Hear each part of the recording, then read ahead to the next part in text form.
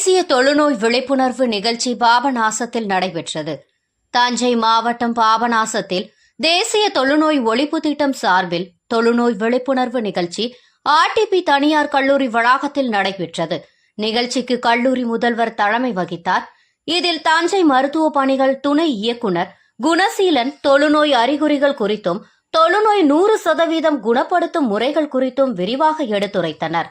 அலுவலர் வட்டார சுகாதார ஆய்வாளர் செல்லப்பா மற்றும் பலர் சுகாதாரத்துறையினர், கல்லூரி பேராசிரியர்கள், மாணவிகள் உட்பட ஏராளமானோர் கலந்து கொண்டனர்.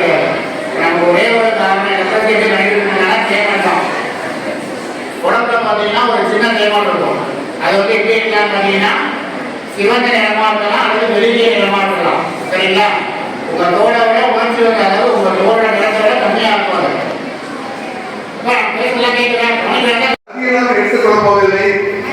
இங்கே அதிகாரிகள் வருகிறார்கள்.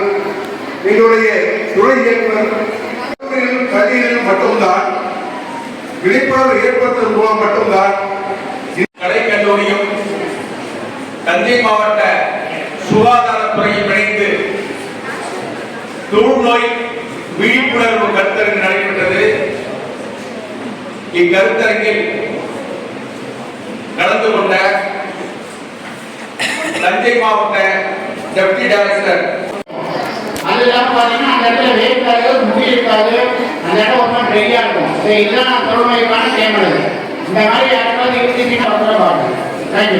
நோய் முற்றிலும் குணமாகக்கூடியது.